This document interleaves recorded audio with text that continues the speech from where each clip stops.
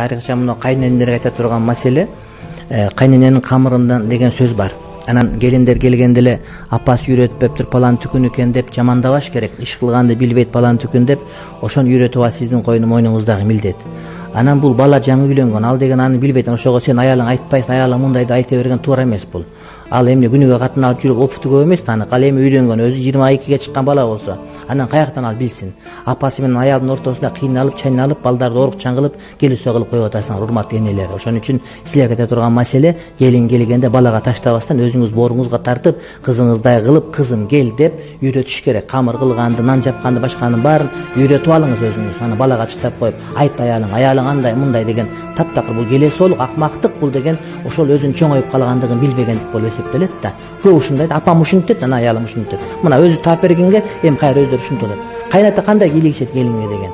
Кайната кайненеге айтсын, кайнене акырын чакырып алып туруп